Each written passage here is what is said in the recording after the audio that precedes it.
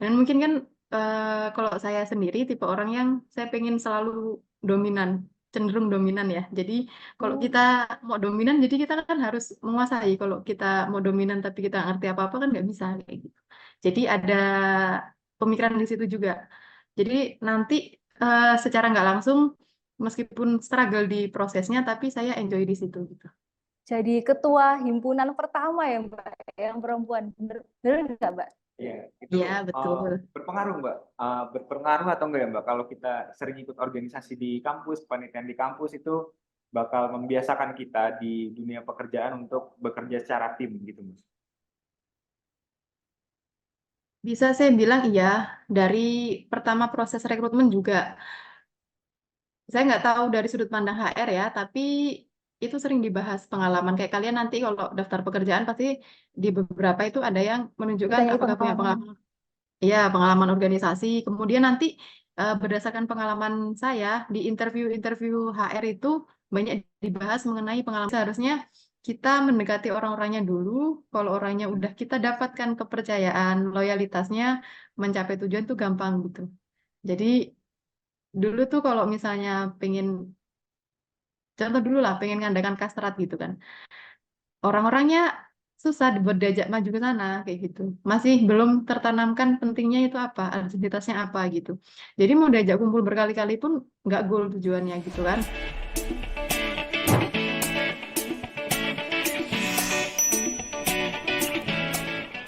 Oke, halo Mbak. Halo Mbak. Gimana nih Mbak kabarnya?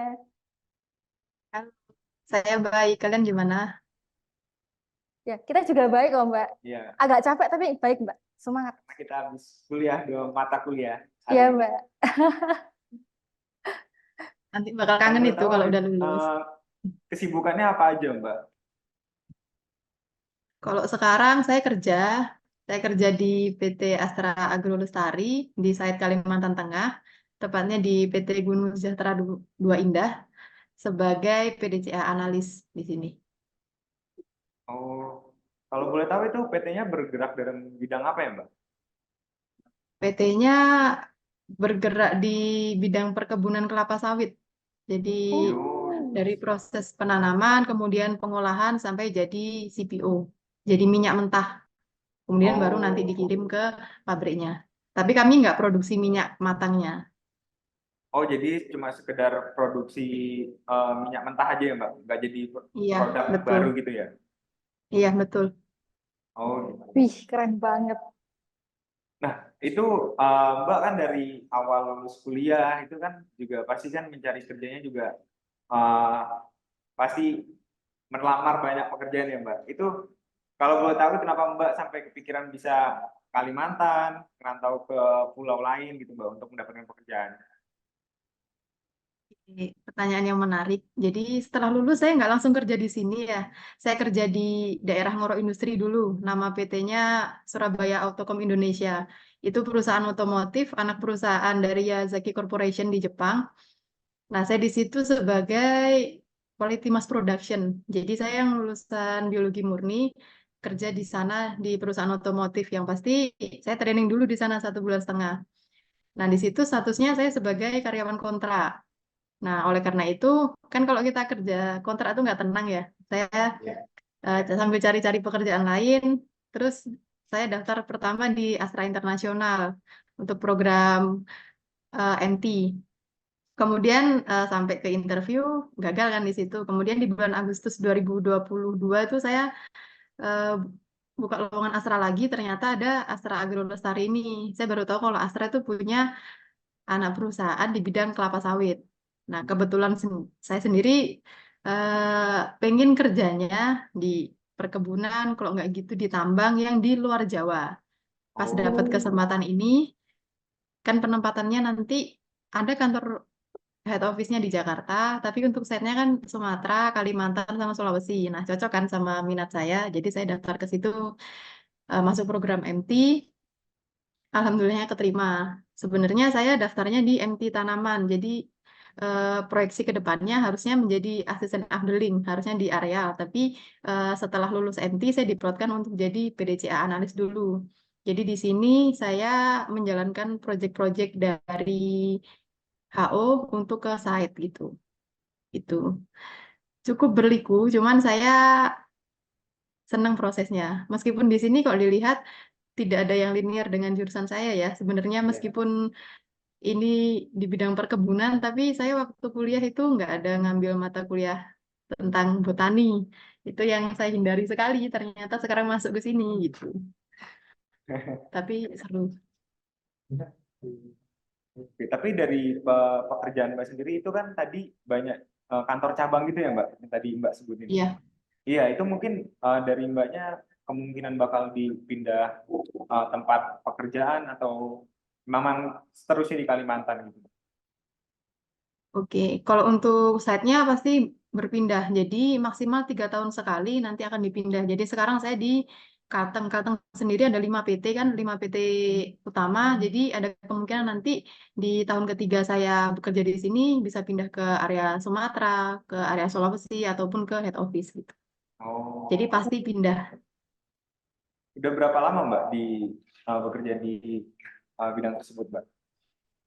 Saya sudah 1 tahun 2 bulan. Saya masuk di sini Desember 2022 sampai sekarang. Oh, Wih, berarti keren banget ya Mbak. Berarti banyak kayak udah pindah-pindah gitu iya. ya Mbak ya. Kan banyak orang susah ya buat Heeh, beradaptasi gitu-gitu. beradaptasi, buat lintas jurusan lah istilahnya ya. Karena kan belajarnya apa, tapi kerja nyatanya tuh apa gitu kan cukup Terus sulit. kadang juga tuh kayak materi kuliah itu kadang nggak apa ya, nggak ada gitu loh, Iya. ya nggak dipakai kadang gitu. Mungkin saya penasaran sih Mbak, kan di sini kelihatannya juga banyak ya Mbak ya. Mungkin teman-temannya Mbaknya juga yang kayak jurusan biologi tapi pekerjaannya kan kadang kayak bukan biologi. Nah kalau dari Mbaknya sendiri itu cara Mbaknya itu bisa beradaptasi itu tuh gimana sih Mbak? Terus tadi kan Mbaknya juga bilang itu ya apa namanya pindah ke perkebunan padahal sebelumnya kayak bukan di bidang itu. Jadi banyak kan kayak lumayan ini ya apa cepat beradaptasinya gitu. Tipsnya Mbak. Iya, mungkin dari Mbaknya ada tips atau bagaimana cara menghadapinya gitu Mbak. Struggle-struggle-nya gitu juga boleh banget Mbak. Menarik juga. Kalau pertama untuk dari segi lingkungan ya, kalau saya dari kecil yang seperti dibahas sama Pak Endri tadi, saya ikut klub badminton kan, jadi saya sering ikut turnamen-turnamen keluar kota sendiri tanpa orang tua kan. Jadi dari situ udah terbiasa dengan lingkungan-lingkungan baru. Kemudian untuk adaptasi mengenai pekerjaan yang di luar bidang, saya rasa meskipun kita linear dengan jurusan kuliah, misalnya nanti kalian kerja di lab, itu pasti nanti akan lebih banyak hal yang kalian pelajari lagi, harus kalian kejar di situ gitu. Jadi saya rasa yang saya tanamkan di kepala saya ini perusahaan idaman saya, pekerjaan yang saya mau, jadi nggak punya pilihan lain. Kalau mau survive harus bisa gitu. Dan mungkin kan kalau saya sendiri tipe orang yang saya pengen selalu dominan, cenderung dominan ya. Jadi kalau kita mau dominan, jadi kita kan harus menguasai. Kalau kita mau dominan tapi kita nggak ngerti apa-apa kan nggak bisa kayak gitu. Jadi ada pemikiran di situ juga. Jadi nanti secara nggak langsung, meskipun struggle di prosesnya, tapi saya enjoy di situ gitu. Jadi lebih ke karena ini yang harus dihadapi ke depan, kita nggak ada pilihan lain untuk mundur kan. Nah, jadi kalau nggak ada pilihan lain bisa itu nanti. Berarti memang karena kayak keadaan gitu ya Mbak. Iya. Dan Tapi apa lebih ya ke saya keadaan juga pengen. yang kita suka ya. Oh Iya. iya benar Mbak. Iya. Saya juga pengen tahu Mbak, kalau di lingkungan kerja seperti itu, apakah apa ya, suasana kerjanya itu lebih banyak pressure-nya dibanding mungkin kuliah yang bersama organisasi, ngerjain laporan dan tugas dan lain-lain, itu pressure-nya lebih berat mana Mbak dibanding dunia pekerja Mbak? Oke, kalau pressure rasa saya tergantung kita nyikapinnya ya. Kalau pas kuliah itu saya dulu mikir ngerjakan TA ya, tanggung jawab akademis lah. Terus himpunan, itu rasa saya udah banyak gitu kan. Tapi setelah saya kerja, saya mikir dulu tuh nggak banyak gitu. Jadi saya rasa karena kita udah berkembang, jadi yang dulu wah ini nih susah. Sebenarnya kalau di pandangan kita yang sekarang, pandangan saya yang sekarang, dulu itu masih biasa aja gitu, kayak gitu. Jadi kalau secara pressure tergantung kita menghadapinya ya, karena hal-hal yang kita lakukan tanggung jawab kita di kuliah dan di pekerjaan kan rewardnya beda. Kalau di Ya. perkuliahan mungkin kita nanti dapat nilai yang bagus, kita dapat relasi yang bagus gitu kan. Kita koneksi keluar nanti untuk mencari pekerjaan bisa ada tambahan ke situ kan. Nah, tapi kalau di tempat kerja kan reward yang jelas kan pasti gaji gitu kan. Nah, Iya. beda di situ aja sih. Kalau soal pressure, rasa saya itu tergantung ke individu menghadapinya gitu. Jadi mungkin di satu kondisi ada yang sama nih pressure-nya, misal Mas sama Mbaknya. Tapi Mbaknya lebih enjoy menjalaninya, tertekan tapi seneng gitu. Masnya tertekan yang sama tapi nggak seneng gitu. Jadi berangkat Oh, dari pemikiran masing-masing gitu. jadi Oke. kalau bisa saya simpulkan ya Mbak, berarti Mbaknya ini Mm, bukan tertekan, lebih ke arah kayak menganggap ini sebagai tantangan ya Mbak ya, buat belajar betul. seperti itu ya Mbak. Ya, betul. Nah, ngomong-ngomong tentang tantangan nih, sebelumnya ini kan saya juga dengar-dengar nih, Mbak, dari Pak Endi, dari kakak-kakak tingkat saya, kalau Mbaknya ini, itu ya Mbak, di kuliah itu juga aktif organisasi. Iya. Jadi ketua himpunan pertama ya Mbak, yang perempuan. Bener nggak Mbak? Iya, itu Ya, betul. berpengaruh Mbak. Berpengaruh atau enggak ya Mbak kalau kita sering ikut organisasi di kampus, panitian di kampus itu bakal membiasakan kita di dunia pekerjaan untuk bekerja secara tim gitu Mas. Bisa saya bilang iya, dari pertama proses rekrutmen juga. Saya nggak tahu dari sudut pandang HR ya, tapi itu sering dibahas pengalaman. Kayak kalian nanti kalau daftar pekerjaan pasti di beberapa itu ada yang menunjukkan Ditanyai apakah punya pengalaman. pengalaman. Iya, pengalaman organisasi. Kemudian nanti berdasarkan pengalaman saya di interview-interview HR itu banyak dibahas mengenai pengalaman kita. Jadi mereka melihat bagaimana cara kita memandang suatu kondisi, kemudian bagaimana cara kita berpikir, kerangka berpikir kita seperti apa gitu. Terus bagaimana cara menyelesaikan masalah di situ. Dan juga menurut saya dengan kalian ikut organisasi itu sangat membantu kalian untuk beradaptasi. Dari yang saya awalnya dulu waktu sambutan pertama, saya tuh harus membuat ring-ring apa yang mau saya omongkan gitu. Jadi masih di tahap deg-degan, nanti ada sambutan, harus kayak gini, apa yang saya omongkan, masih mikirlah kayak gitu. Terus sampai di suatu titik yang mana saya udah terbiasa dengan hal-hal yang dikasih tiba-tiba gitu. Jadi di situ sisi positifnya. Kita jadi bisa bergerak cepat, berpikir cepat. Yang mungkin awalnya itu karena kepepet ya. Kan nggak mungkin saya sambutan saya nyuruh wakil saya atau saya nyuruh kadep gitu kan. Atau kalau ada masalah di himpunan, meskipun itu semua departemen lah, yang dituju utama kan pasti ketua himpunan gitu kan. Nah, jadi kita harus berpikir cepat dan bertindak cepat di situ gitu. Ya, awal-awalnya mungkin ada satu dua kali salah jalan atau salah salah tindakan gitu, tapi lama-lama kan belajar dari situ gitu. Nah, itu rasa saya menunjang juga selama kita bekerja nantinya gitu. Hmm. Ya yang tadi udah Lady mention juga Mbaknya kan pernah jadi kahima ya Mbak. Nah, Iya, kayak pertama itu perempuan lagi. eh, apa ya Mbak?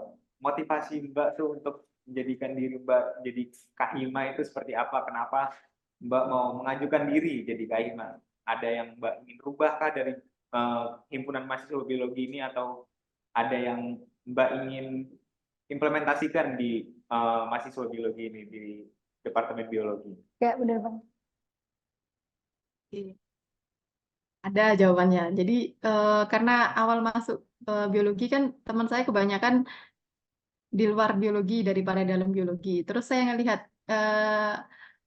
atmosfer di situ, saya merasa kayaknya kurang deh pride di sini gitu. Kita menganggap bahwa biologi di institut yang mana mayoritas teknik, jadi agak minder saya. Saya melihatnya kayak gitu dari segi himpunannya ya. Kita kasarannya tidak berani membusungkan dada gitu. Padahal sebenarnya bukan kita berada keilmuan kita berada di bawah teknik enggak, tapi ini kan cabang ilmu yang berbeda gitu. Jadi semua punya perannya masing-masing kan. Nah, di situ kemudian dari bagaimana konsep himpunan itu sendiri, saya merasa kok seperti ini gitu. Saya merasa kurang lah kayak gitu kan. Makanya saya merasa kalau misalnya mau merubah berarti kita harus ada di dalamnya dan juga harus mengambil peran yang penting nih kayak gitu. Nah, pas itu saya kebetulan jadi moderator di acara pemilihan ketua himpunan lah yang debat debat-debat itu lupa saya namanya. Oh, iya, Mbak. Wih. Nah, saya awalnya jadi moderator itu di pemilihan ketua himpunan angkatan Mas Jody sama Mas Taufik kemarin gitu. Terus saya melihat kok kayaknya kurang greget himpunan ini gitu kan. Terus pas saya join himpunan juga gitu. Nah, terus akhirnya saya memutuskan untuk mengambil langkah saya ingin jadi ketua himpunan gitu. Tapi setelah di dalamnya saya menyadari bahwa sebenarnya yang berat di himpunan ini bukan untuk mencapai KPI-nya, bukan untuk mencapai tujuan visi misinya, tapi gimana kita menjaga semua elemen tuh masih pada posisinya gitu. Wah, Nggak lepas ke ya, sana, nggak betul lepas ke banget. sana kayak gitu. Yang lebih berat itu daripada mencapai tujuannya kayak gitu. Nah, Itu sih. eh, dari Mbak Nindya sendiri itu ada nggak sih Mbak hal yang paling Mbak sesali selama Mbak jadi Kahima kayak, aduh aku harusnya waktu menjabat tuh aku seperti ini gitu Mbak. Ada nggak Mbak cerita yang disesali gitu dari Mbaknya sendiri? Sama mungkin juga pelajaran yang didapatkan, Iya, Pak. pelajaran yang didapatkan jadi Kahima biologi. Kalau untuk yang disesali, sebenarnya saya akhir-akhir ini berusaha menjadi orang yang udah lalu, udah gitu. Nah, Karena memang kita melakukan yang terbaik pada saat itu dengan kapasitas kita gitu. Saya iya. memahaminya seperti itu sekarang. Tapi kalau untuk dibahas ini, saya merasa dulu ambisi dengan tujuan dan juga masih mungkin sedikit banyak mengabaikan tabrakan-tabrakan yang ada ya. Jadi saya mikirnya tujuannya ini, caranya ini, tercapainya harus kayak gini gitu. Harusnya nggak ada masalah-masalah yang nggak perlu gitu kan. Entah masalah personal lah, entah apa gitu yang saya rasa menghambat tujuan kayak gitu. Nah saya kurang maintain di situ dulu, saya merasanya kayak gitu. Jadi seharusnya kita mendekati orang-orangnya dulu. Kalau orangnya udah kita dapatkan kepercayaan, loyalitasnya, mencapai tujuan tuh gampang gitu. Jadi dulu tuh kalau misalnya pengen, contoh dulu lah, pengen ngadakan kastrat gitu kan. Orang-orangnya susah buat diajak maju ke sana kayak gitu. Masih belum tertanamkan pentingnya itu apa, identitasnya apa gitu. Jadi mau diajak kumpul berkali-kali pun nggak goal tujuannya gitu kan. Jadi dari situ saya merasa kita dekati dulu orangnya gitu, jangan menggebu-gebu pada tujuan dulu gitu. Karena seperti yang saya bilang tadi kan, yang susah ngerangkul orangnya gitu, menjaga setiap elemen biar tetap ada gitu, bukan mencapai tujuan. Kalau semuanya udah setuju jalan bareng, nah tujuan itu gampang buat dicapai sih rasa saya gitu. Bukan gampang, lebih mudah gitu kan. Terus yang kedua tadi apa Mbak? Sorry. Eh, ini sih Mbak, kesan-pesan yang Mbak alami jadi Kahima itu seperti apa? Enak atau tidaknya seperti itu Mbak? Oke. Kalau itu selama jadi Kahima, saya kalau nggak enaknya mungkin dari segi kita harus meluangkan banyak waktu untuk Ya benar. yang Bagi-bagi waktunya ya, susah ya nggak sih?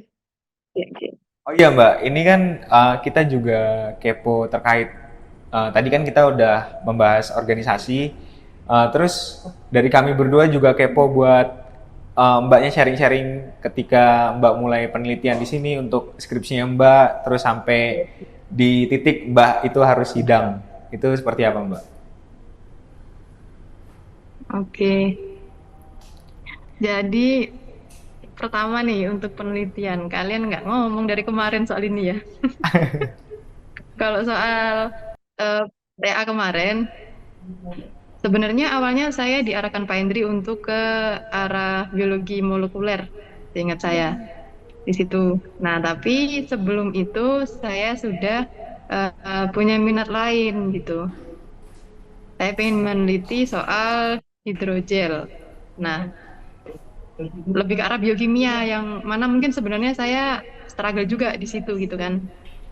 Setelah itu akhirnya di ACC oleh Pak Endri kan, saya kebetulan kakak tingkat saya ada yang penelitiannya hampir sama di topik itu gitu. Kemudian diarahkan ke situ. Ya namanya yang kita mau ya, meskipun susah tapi itu tadi saya menjalannya enjoy-enjoy aja dan juga Karena udah passion. dapat dosen bimbing yang suportif kayak Pak Hendri mungkin kan udah merasakan kan kayak mana Pak Hendri Iya. supportnya ke kalian. Begitu pula ke pas zaman saya dulu dan zaman-zaman sebelumnya. Saya rasa nggak ada yang berkurang. Jadi dari situ gimana kalian milih topik penelitian, gimana saya milih topik penelitian kemarin, kemudian gimana orang-orang yang ada di sekitar saya, utamanya dosen pembimbing itu sangat berpengaruh di situ. Yang mana kalau kita ada kendala, kita bisa sharing ke beliau. Ya mungkin dulu terhitungnya belum selesai ya penelitiannya karena memang pas COVID jadi dialihkan ke studi literasi. Jadinya data-data yang hasil lab itu tidak dipakai sepenuhnya gitu. Kemudian untuk sampai ke sidang, mungkin kayak gini. Dulu kalian main Twitter nggak? Main ya? Apa Mbak Twitter? Main Mbak? Kalian main Main, Twitter Mbak. nggak? Iya. Oke.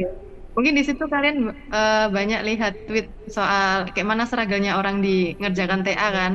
Iya. Tapi Mbak, sering banget. saya tidak merasakan itu pada saat TA. Mungkin ya adalah kita malas-malasnya zaman dulu kayak mungkin Pak Endri yang ngejar-ngejar angkatan Sampai saya sekarang, Mbak, sampai masih ngejar. sering diajakan. Oh, semangat Pak Endri. Kayak gitu kan.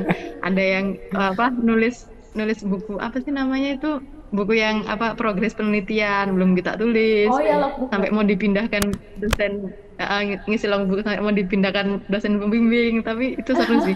Iya. Gitu.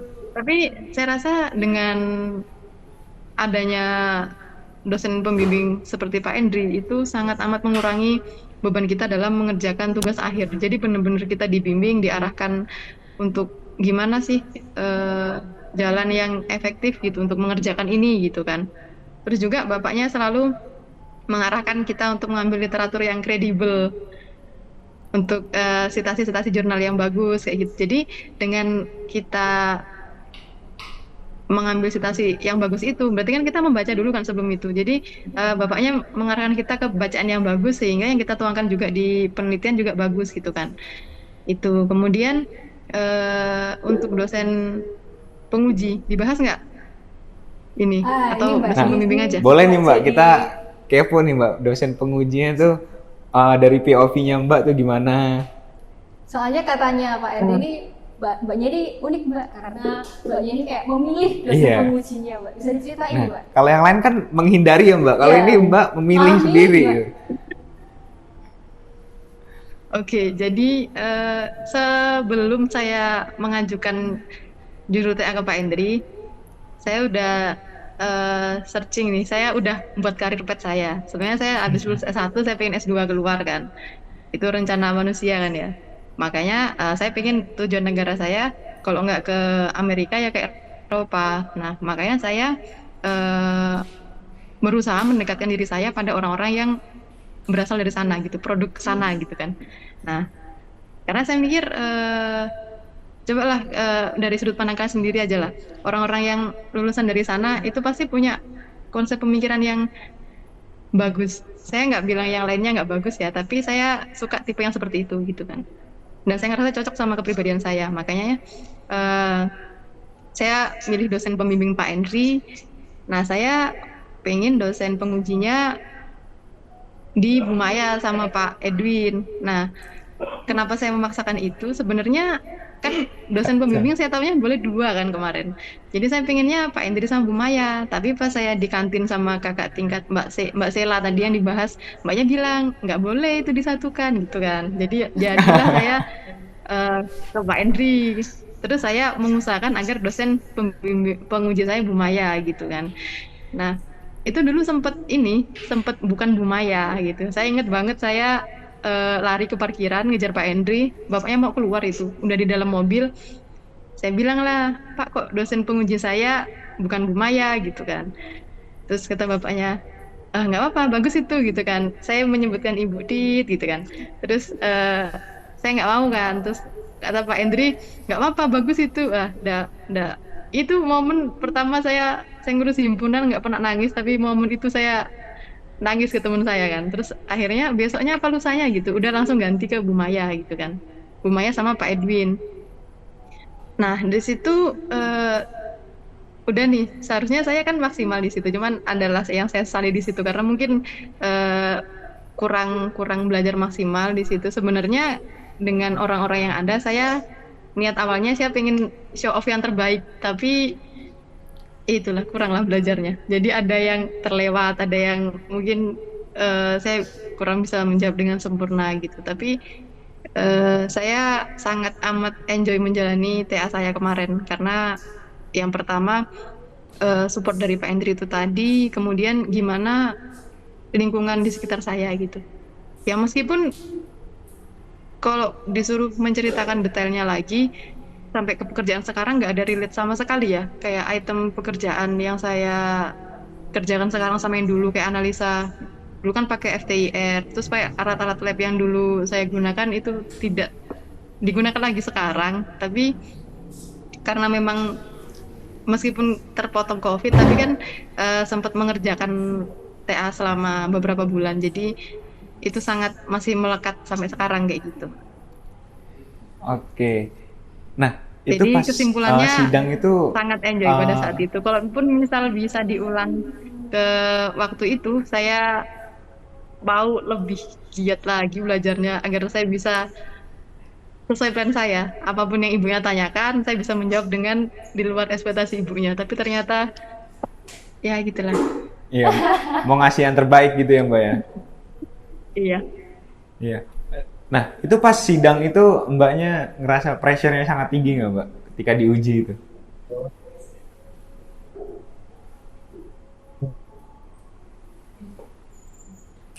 Enggak, sejujurnya menyampaikan materi cuma 15 menit kan. Setelah Hmm. itu tanya jawab. Nah, deg-degan saya berhenti pada saat setelah menyampaikan materi udah.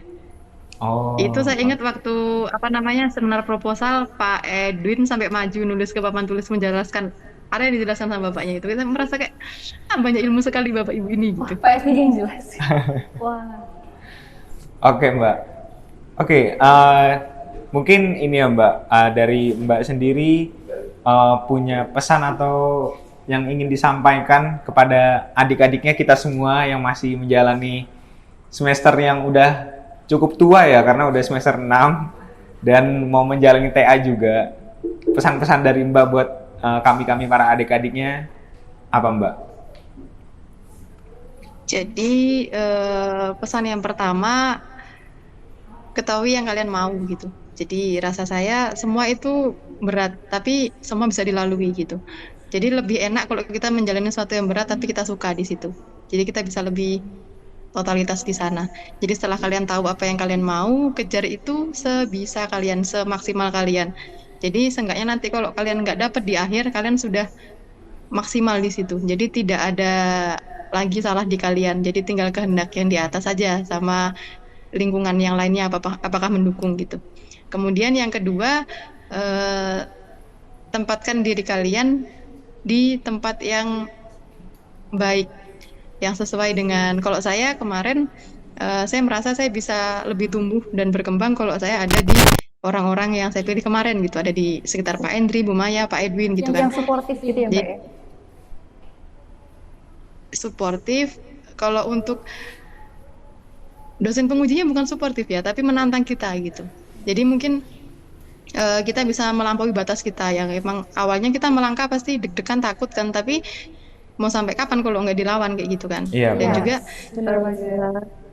untuk ini mungkin kalian sering dengar keluarlah dari zona nyaman gitu kan. Tapi kalau Iya, saya benar Mbak. agak kurang setuju di situ karena kita hidup kan kita kerja nyari pekerjaan yang bagus kan biar hidup kita nyaman kan. Nah, jadi saya rasa berada di tempat nyaman yang kalian sukai gitu. Jadi kayak kemarin lah mungkin kalau orang ngelihatnya wah ini ya apa namanya menantang maut sekali hidupnya berada di antara orang ini gitu. Tapi saya enjoy di situ gitu. Saya sisi belajarnya dapat, tertantangnya dapat, belajarnya dapat, dan juga saya nyaman di situ gitu. Nyamannya bukan dalam artian tidak berkembang ya, yang dalam kita cuma diem-diem aja, nggak ada tantangannya, tapi di situ menantang juga, banyak pelajaran di situ, dan kita senang gitu. Kayak gitu sih. Oke. Oke, terima kasih banyak Mbak Nindya buat kasih pesan-pesannya dan juga sudah mau meluangkan waktunya buat kami berdua tanya-tanyakan. Terima kasih banyak Mbak Nindya, semoga sukses terus, lancar terus kerjanya, karirnya dilancarkan, dan sehat Amin, selalu ya kalian Mbak. juga. Oke, kalian juga ya, semoga lancar Amin. kuliahnya. Amin. Amin, Makasih Mbak. banyak Dan Mbak juga Nindya. sehat Amin. selalu, sama-sama. Iya. Iya, see you Halo, Mbak. Oke Oke teman-teman, terima kasih yang sudah menonton podcast kali ini. Jangan lupa kepoin terus kami di Instagram Lab in Togo. Jangan lupa like, comment, and subscribe. See you. See you guys on next episode.